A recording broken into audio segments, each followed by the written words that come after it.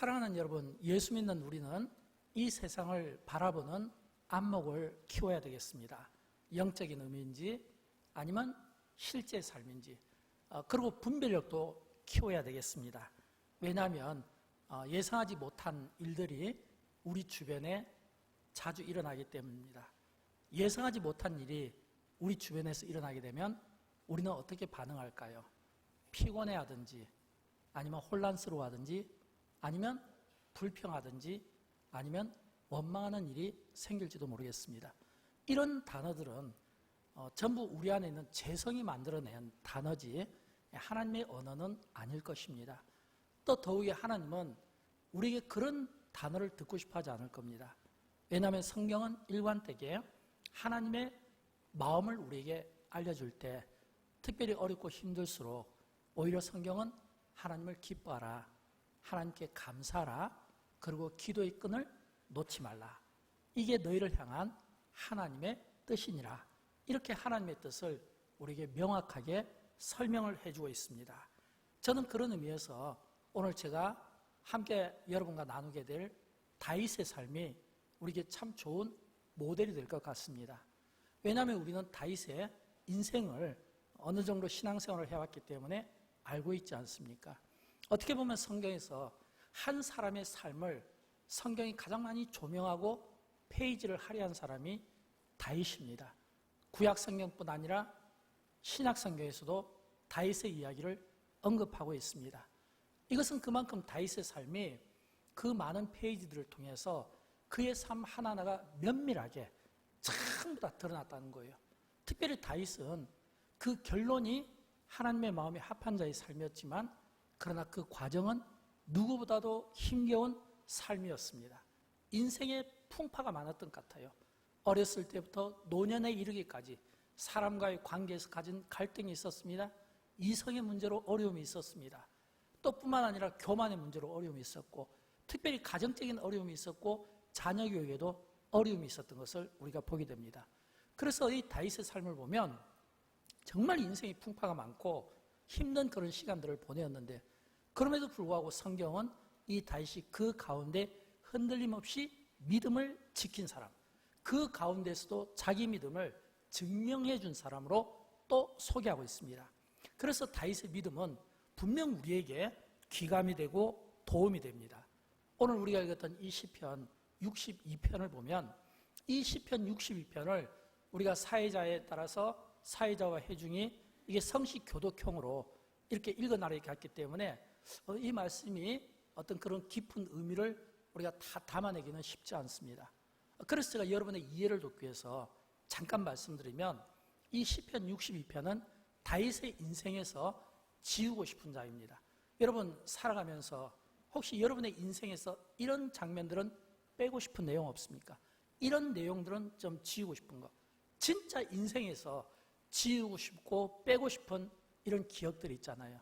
시편 62편이 바로 그런 내용입니다.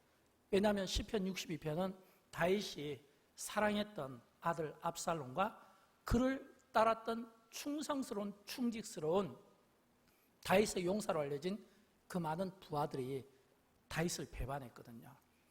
다윗을 배반했다는 것은 이제 다윗의 그 권력을 빼앗기 위해서 이렇게 쿠데타를 일으켰다는 겁니다. 구약 성경은 이 다윗이 그 믿었던 아들과 그 부하들에 의해서 배반을 당하고 쫓겨갈 때 밤중이었다고 합니다. 얼마나 급했는지 맨발이었다고 합니다. 얼마나 그 가는 길이 부끄러웠는지 두 손으로 얼굴을 가리며 눈물을 흘리며 갔다고 이야기하고 있습니다. 이것을 보면 이 다윗은 분명 굉장히 힘든 그런 상황 아니었겠습니까? 무엇보다 이런 상황을 다윗이 자기 인생에서 예상할 수 있었겠습니까? 예상할 수 없었겠죠. 그러니까 그가 한밤중에 야반도주하지 않았겠습니까? 얼마나 처량했으면 울면서 그 수치를 가리고 싶어서 두 손으로 가렸겠습니까? 이거는 다윗이 전혀 예상하지 못했던 이런 일인데 그 견디기 힘든 사건이 오늘 본문 사건이라는 거예요. 그러면서 우리는 또 질문을 할 수 있어야 됩니다. 어떻게 다윗이 그 어렵고 그 힘든 상황 가운데 믿음을 지켰을까? 만약 우리가 천국 가서 다윗을 만나면 진짜 그런 질문을 한번 해볼 수 있어야 됩니다. 다윗 당신의 인생은 처음부터 끝까지 어렸을 때부터 노년일까지 편할 날이 없었는데 고난의 시간들이었는데 어떻게 그 고난과 인생의 풍파 가운데 믿음을 지켰습니까? 여러분 왜 이런 질문이 필요할까요?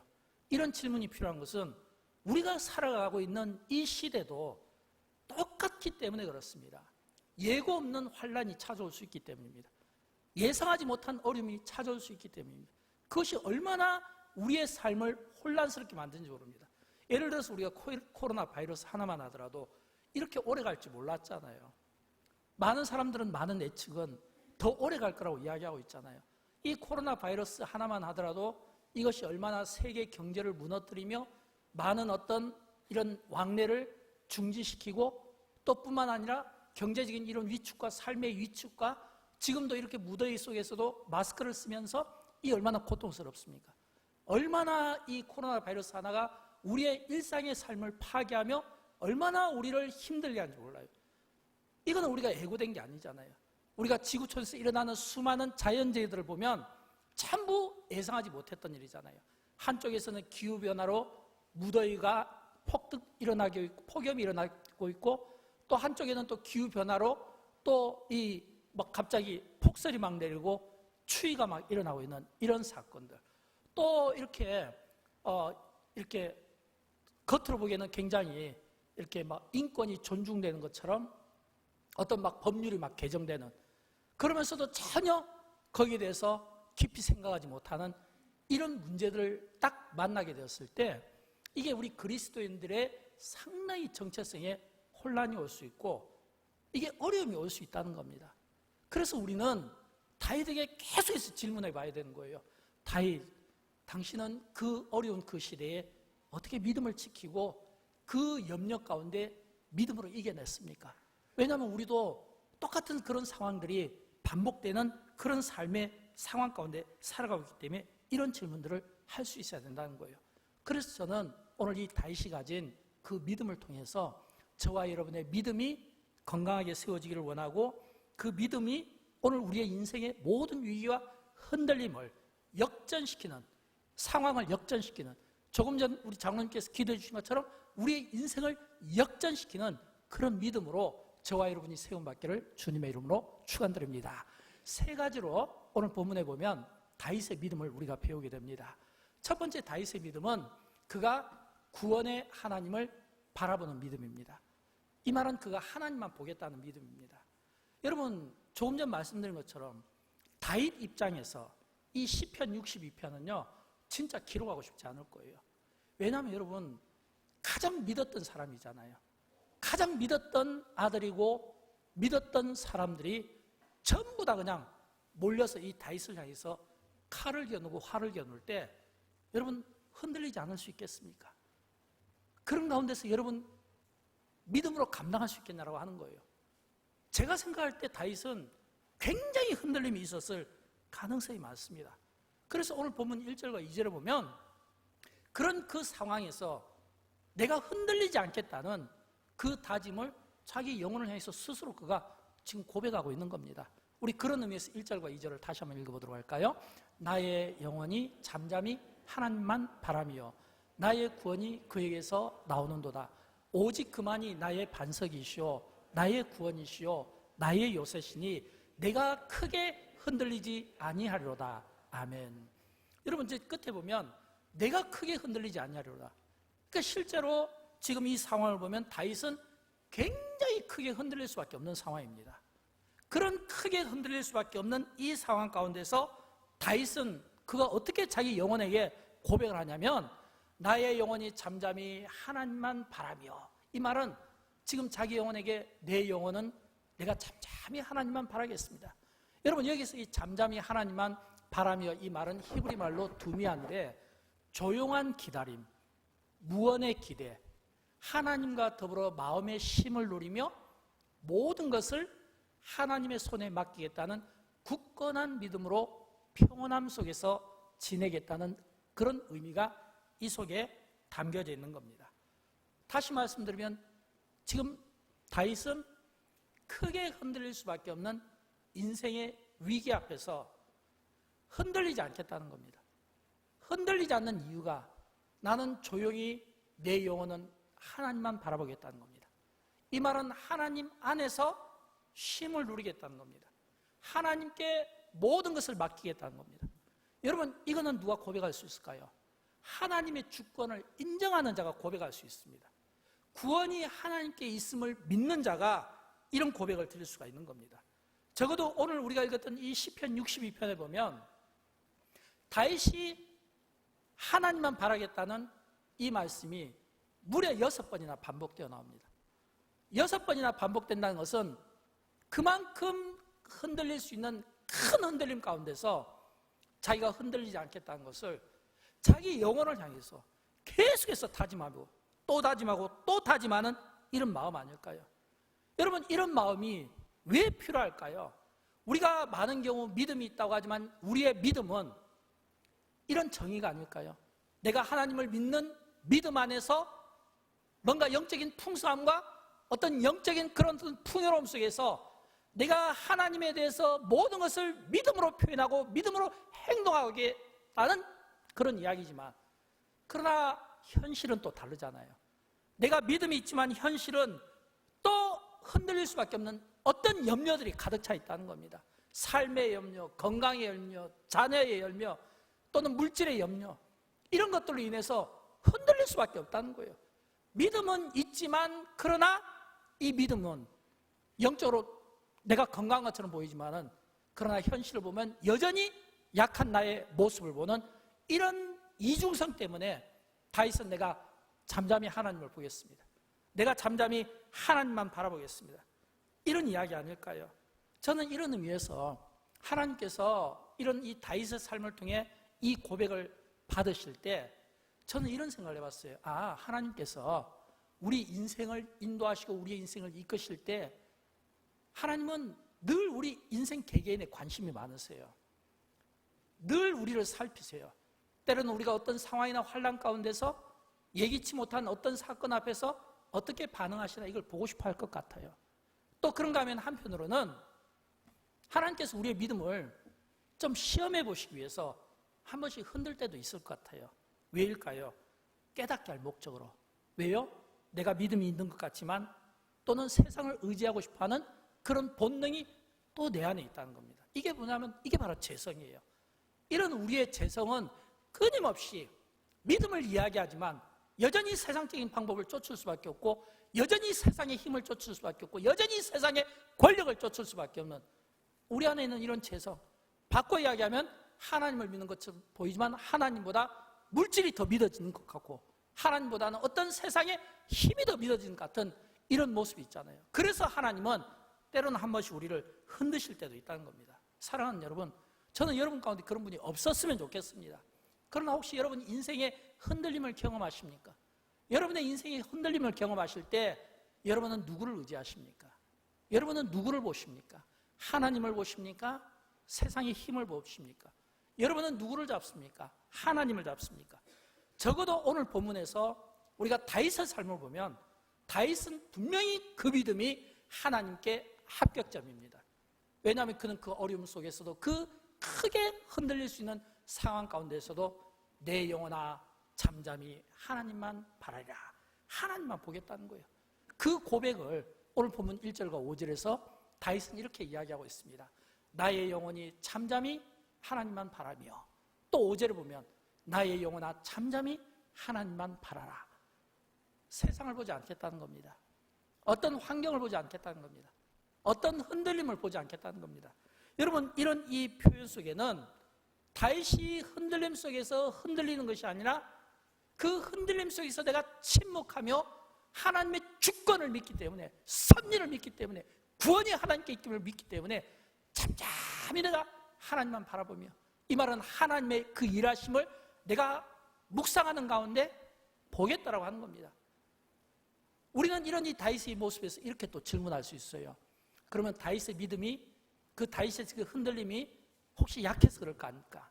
여러분, 다윗이요, 지금 이 흔들림이 약한 흔들림이 아닙니다.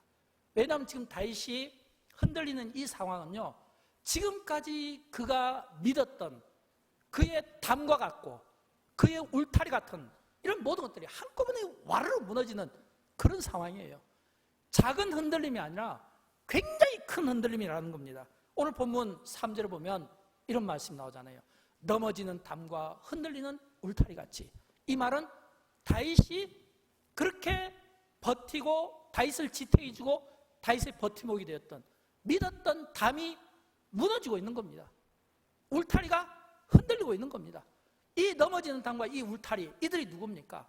이들이 압살롬과 그를 따랐던 수많은 그 부하들이 지금은 이 다윗 한 사람을 죽이기 위해서 일제히 지금 공격하는 이 상황이라는 거예요. 그러면 이 다윗의 이 흔들림이 얼마나 큰 흔들림이었을까라고 하는 것을 우리가 볼 수 있어야 되잖아요. 근데 다윗이 하나님을 본다는 겁니다. 왜요? 구원이 하나님께 있음을 믿기 때문에. 왜요? 오늘 본문에 보면 소망이 어디에서 오냐면 하나님께 온다는 겁니다. 그래서 오늘 본문 5절에 보면 나의 영혼아 잠잠히 하나님만 바라라. 무릇 나의 소망이 그로부터 나온도다. 무릇 나의 소망이 하나님으로부터 나오는도다. 소망이 하나님께 있음을 믿기에 다윗은 그 흔들림 속에서도 흔들리지 않겠다. 이 말은 굳건히 서 있겠다. 이런 표현 아니겠습니까? 사랑하는 여러분, 저는 소원합니다. 우리가 어떤 예상하지 못했던 일로 인해서 혼란스러울 수가 있어요. 정체성이 혼란스러울 수 있어요. 영적으로 혼란스러울 수 있어요. 그때 우리는 자기 소리를 내고 불평하고 원망하고 자기 소견대로 자기 해석을 내놓기보다는 오늘 다윗이 침묵하며 잠잠히 자기 영혼에게 내 영혼아 잠잠히 하나님을 바라리라. 내 영혼이 잠잠히 하나님을 바라리라. 이런 것처럼 자기 영혼을 향해서 침묵하는 가운데 하나님의 일하심을 볼 수 있는 이런 믿음의 안목, 이런 믿음의 시야를 넓혔으면 좋겠습니다. 두 번째는 우리가 본문에서 다윗에게 배우는 두 번째 믿음은 하나님과 바른 관계를 가진 믿음입니다. 여러분, 우리가 신앙생활할 때 이 하나님과 바른 관계를 갖는 것이 참 중요합니다.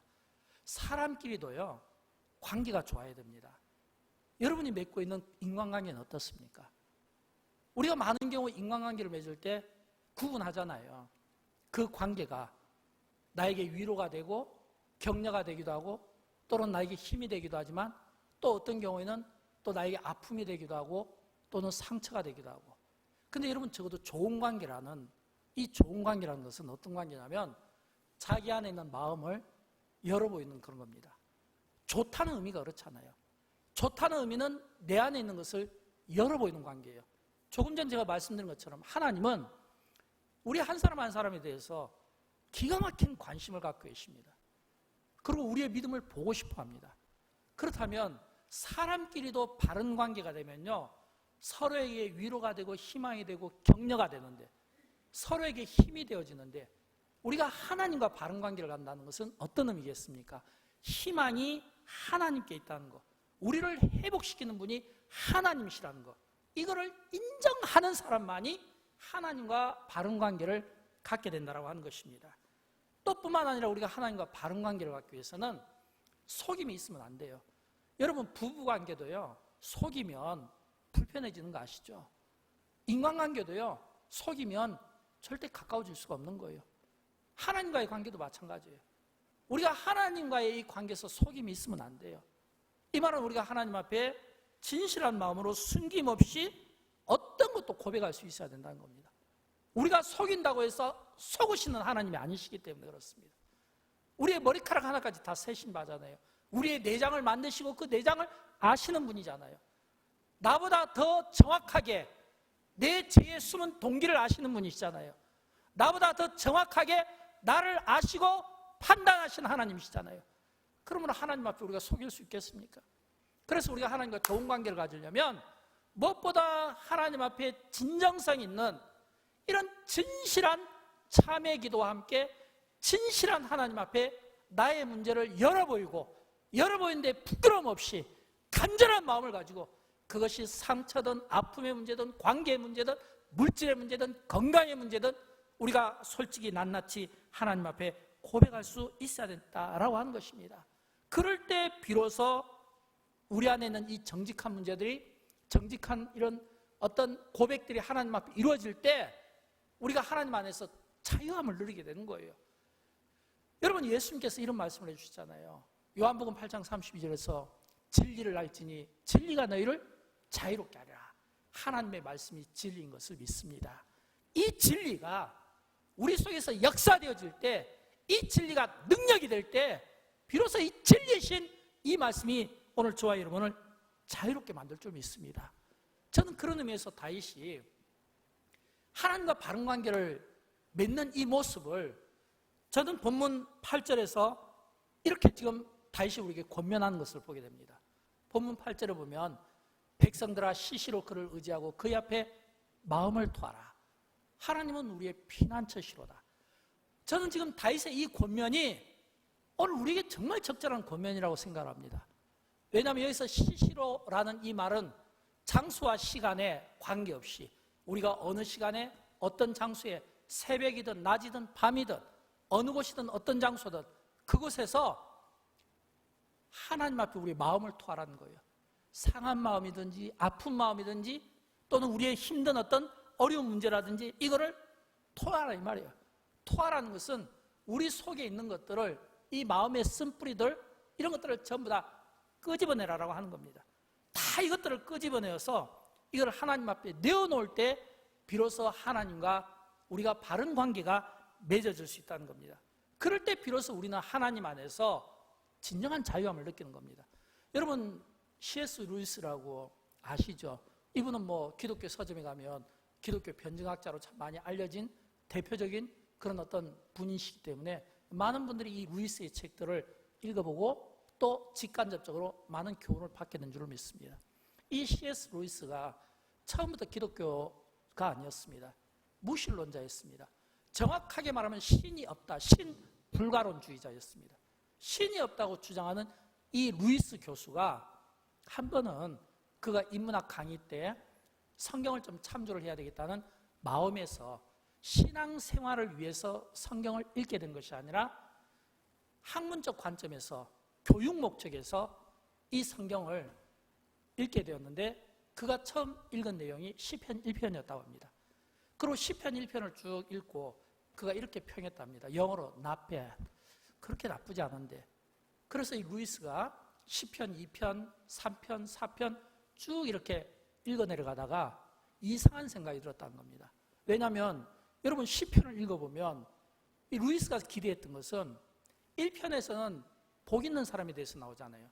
근데 가만히 보니까 악인에 대해서도 이야기하고 있거든요. 악인의 형통함에 대해서도 이야기하고 있거든요. 오만한 자의 이야기도 하고 있고요. 가만히 보니까 이 루이스가 생각할 때는 시편이니까 뭔가 아름다운 시가 있고 그 시가 좀 뭔가 자기의 마음에 풍성함을 줄 줄 알았는데 시편 속에 나오는 언어들이 너무 거칠다는 거예요. 그 용어 하나하나가 막 원수, 악인, 그러면서 막 인간의 어떤 감정들을 막 끄집어내서 하나님! 왜 저 악인들을 그대로 두십니까? 왜 저 원수들을 그대로 두십니까? 왜 저 대적들을 치지 않습니까? 이 시편 속에서 인간의 어떤 그런 감정들이 굉장히 거친 감정들이 막 드러나더라는 거예요. 루이스가 교수가 이렇게 딱 책을 읽다가 이런 책이 있어 이상하다 하면서 이 성경을 던졌다고 합니다. 그리고 며칠 후 루이스가 묵상을 했다는 거예요. 내가 이 시편을 읽을 때 그 단어들 하나하나가 너무 거친데 그 속에 나오는 그 인간의 감정들이 너무 거친데 그런데 인생이 그런 거 아닌가? 그가 이런 생각을 해봤다는 거예요. 인생은 죽이고 싶은 사람도 많고 미워하는 사람도 많고 경자도 많고 가만히 자기가 자기 인생을 연구해 보니까 자기 인생에 좋은 단어보다 나쁜 단어들이 많다는 거예요. 그래서 다시 그는 그 시편을 받으신 하나님의 마음을 한번 떠봤다는 거예요. 이 시편 속에 인간의 감정이 너무 솔직하게 표현되어 있는데 그 인간의 감정이 너무 거친데 근데 그 거친 그 인간의 그 감정을 하나님께서 다 받아주더라는 거예요. 현대 용어로 쓰면 하나님은 진짜 통이 크신 분이구나. 그 인간의 그 거친 단어들, 그 용어들을 받아주시면서 인간의 그 불평들을 다 받아주시는 그 하나님을 말씀 가운데서 만났다는 겁니다.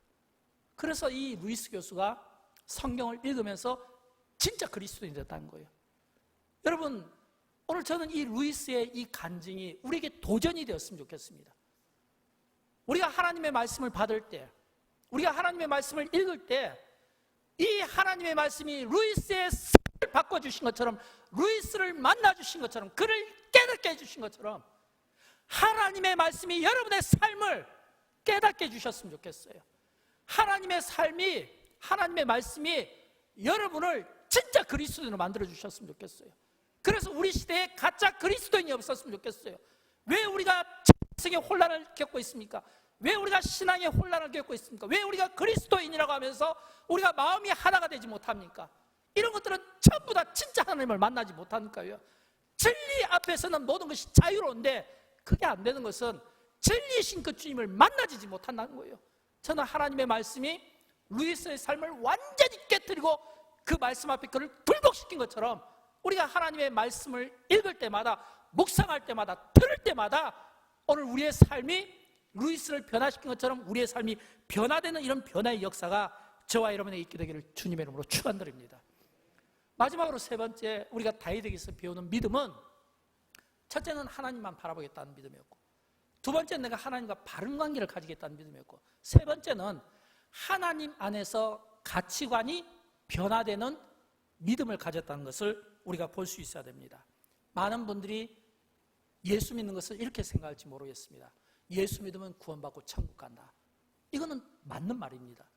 그러나 여러분, 우리가 예수 믿고 구원받고 천국 가는 것으로 끝난다면 이것은 마치 보험 설계하시는 분들이 이야기하는 거고 뭐가 다를까요? 그러면 예수 믿고 구원받고 천국 가면 생명보험이 필요한 것처럼 천국보험 들은 그런 수준밖에 되지 않겠습니까? 우리의 믿음이 미래를 위한 투자 정도로 끝나면 안 됩니다.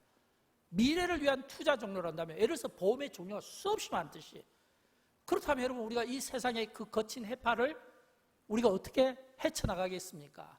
비가 올 때, 바람이 불 때, 태풍이 불 때, 원하지 않는 어떤 사건들이 우리 앞에 일어날 때, 원하지 않는 어떤 환경적인 요인들이 세워질 때, 우리가 보험의 성격으로 우리가 미래의 투자를 위한 그런 믿음을 가지고 있다면 우리가 견뎌낼 수 있겠냐라고 하는 겁니다. 하나님은 미래의 투자를 위해서 믿는 게 아니라 존재의 근거로서 믿는 겁니다. 하나님 자체로서, 하나님은 스스로 계시는 분으로서 존재의 근거로 믿는 겁니다. 하나님이 존재의 근거로 믿을 때 우리는 하나님이 우리의 구원이시요 또 우리의 반석이라고 하는 이런 고백들이 나오게 되는 것입니다. 오늘 본문에 보면 11절과 12절에서 이런 말씀이 나와요.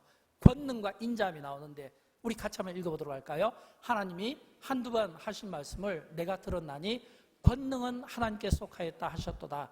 주여 인자함은 주께 속하오니 주께서 각 사람이 행한 대로 갚으시니라. 아멘.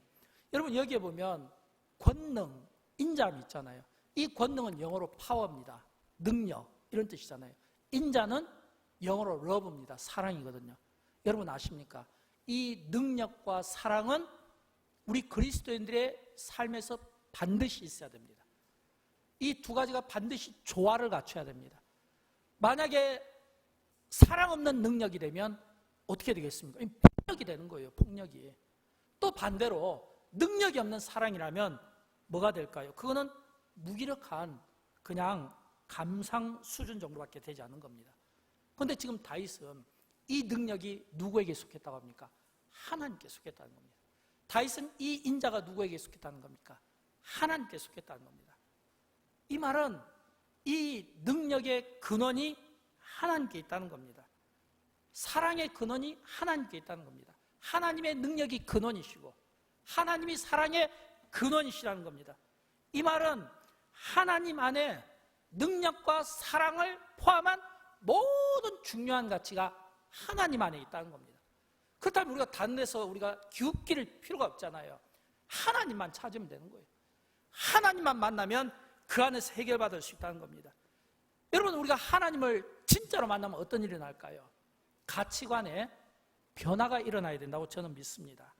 진짜 하나님을 만나면 성경을 통해서 믿음의 사람들의 한결같은 고백은 그들의 가치관이 변한 겁니다.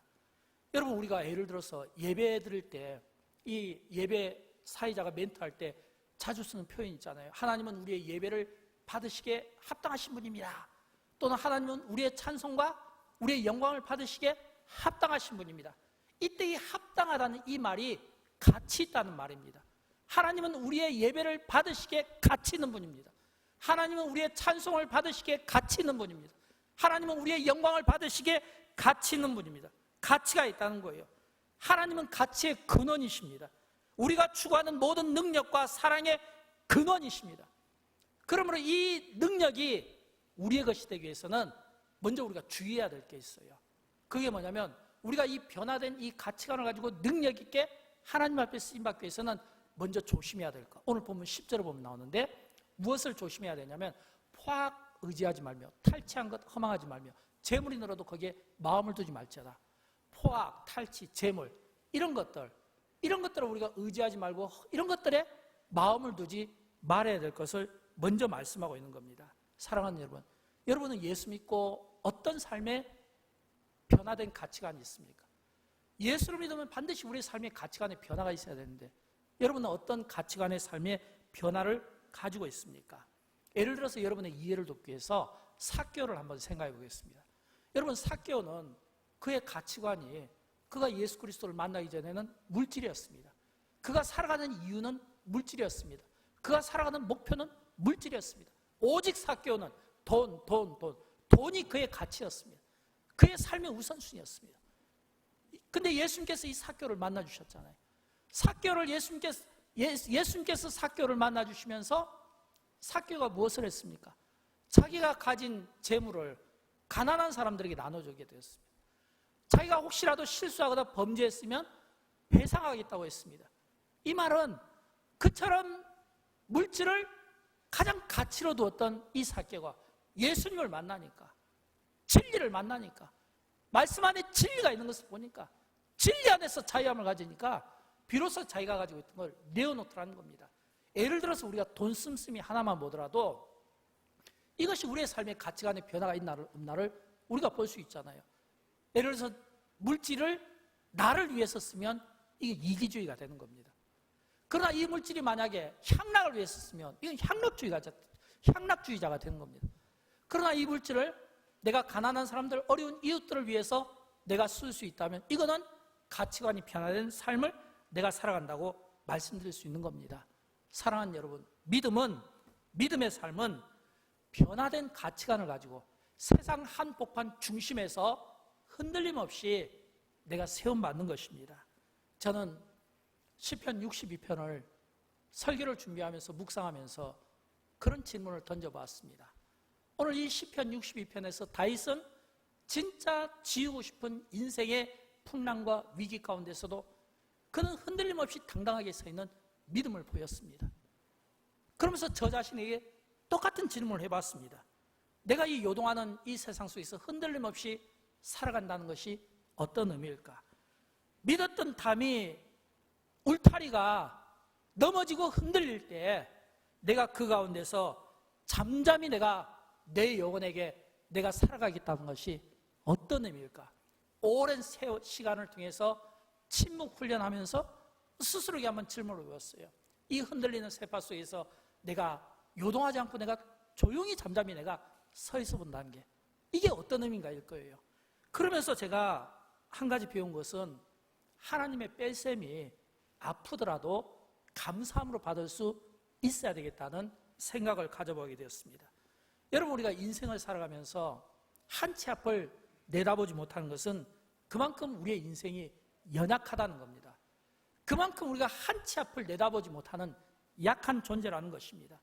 한 치 앞을 내다보지 못하기 때문에 우리가 앞날을 예측하지 못해서 혼란스러울 때가 있고 또는 우리가 많은 것들을 준비했지만 돌발 변수로 인해서 어려움을 겪을 수도 있습니다. 믿었던 사람들이 등을 돌리는 것도 예상하지 못한 일이겠죠. 심혈을 기울였던 어떤 프로젝트 같은 것들이 또 무산되기도 하고 잘 나가던 직장에서 문제가 생기거나 그렇게 자신있던 건강에 적신호가 오는 것, 이런 것들이 어떤 의미로 보면 전부 하나님께서 내 인생에 빼기를 두는 거잖아요. 여러분의 인생 가운데 하나님이 혹시 무엇을 빼기를 두신 거 있습니까? 나는 다 가진 것 같은데 건강이 없습니다. 나는 다 가진 것 같은데 가정에 어려움이 있습니다. 나는 다 가진 것 같은데 인간관계에 문제가 있습니다. 이런 것들이 전부 다 빼기라는 거예요. 이런 우리의 인생에 이런 빼기들이 우리 앞에 있을 때 이 빼기 속에서 그럼에도 불구하고 내가 감사할 수 있겠는가라고 하는 겁니다. 우리 인생의 뭔가 빼기가 있을 때, 우리는 더하기를 원하지만, 그러나 빼기가 있을 때 이 빼기가 어떤 환경적인 요인이 될 수도 있어요. 그러나 이 빼기가 때로는 앞에서도 설명드린 것처럼 하나님이 우리의 믿음을 보고 싶어하고 우리에 대해 관심이 많기 때문에 때로는 우리의 인생을 흔들어 볼 수도 있다는 겁니다. 때로는 우리의 인생을 흔들 때 그 흔들림이 우리에게는 전부 빼기로 보이지만, 그러나 영적인 관점에서 살펴보면 만약 우리가 영적으로 살펴보지 못하면 답답할 수 있어요. 그러나 영적으로 살펴보면 그 빼기가 하나님께서 우리에게 필요하다는 겁니다. 다시 말하면 훗날 우리가 더 크게 쓰임받기 위하여 하나님께서 우리가 스스로 빼지 못하는 것을 빼게 하시는 이런 영적인 부분이 있을 수 있다는 겁니다.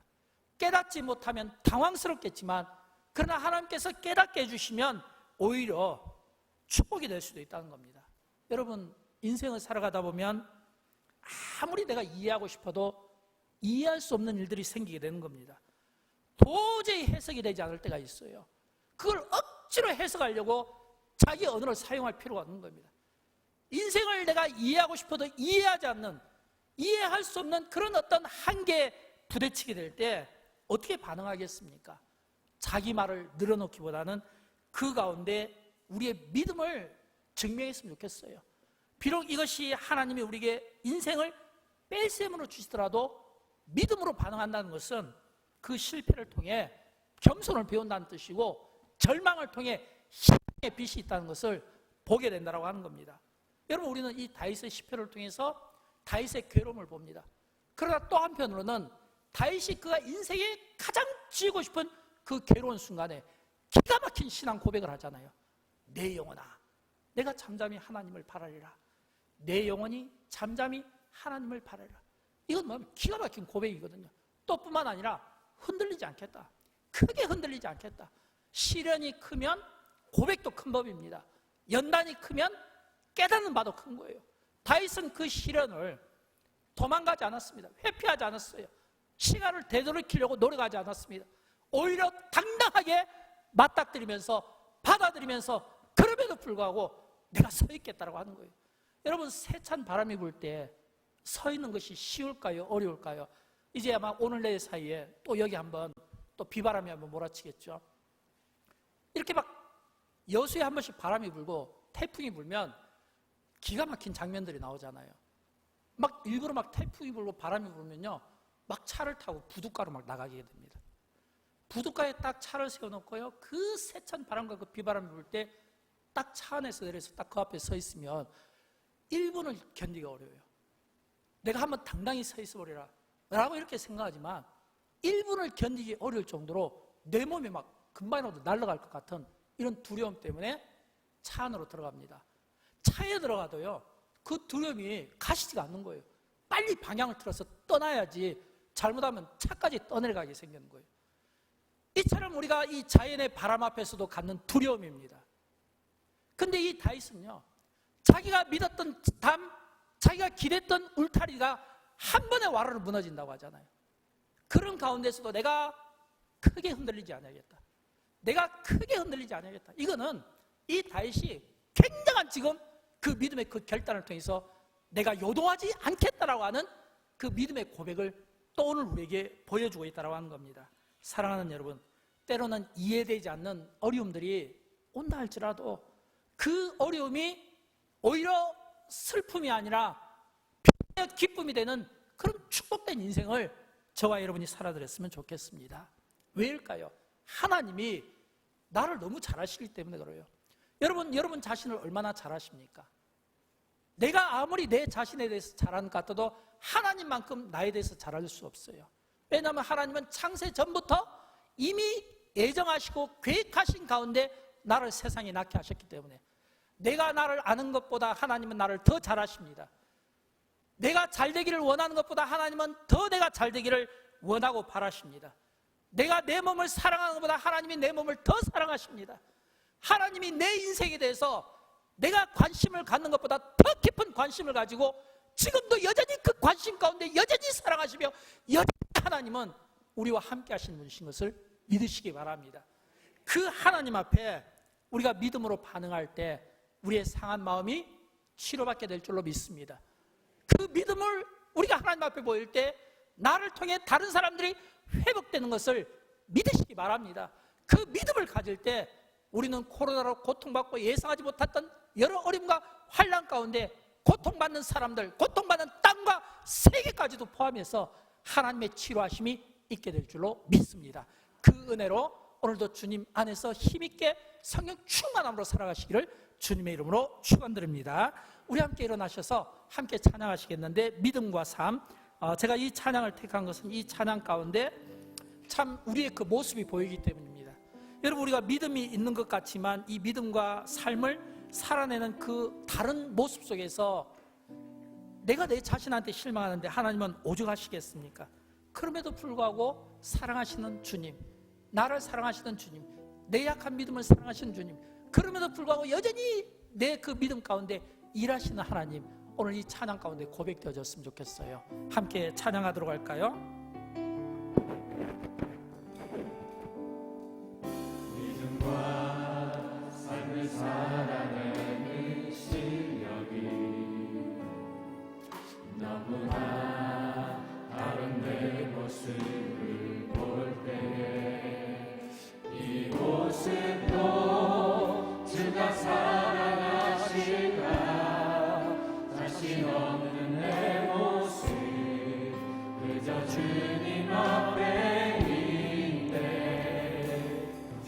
나 같은 자도 사랑하여 주시고 한 번도 나를 떠나지 않으시는 하나님이십니다. 아픔 속에 주를 찾게 여긴 나 부딪지 않으시고 내 손 잡아주시네. 오직 주님 안에, 오직 주님 안에 두려움 없네. 고난을 통해 날 만드시는 믿네. 주님만이 내 모든 것 되시네. 주의 강한 손 날 붙드시네. 주님 안에 소망인데, 오직 주님 안에 소망인데 내 삶을 통해 영광 받으신 주님만이 내 모든 것 되시네. 주의 선하심 나 노래하리. 믿음과 삶을 살아내는 실력이 믿음과 삶을 살아내는 실력이 너무나 다른 내 모습을 볼 때에 이 모습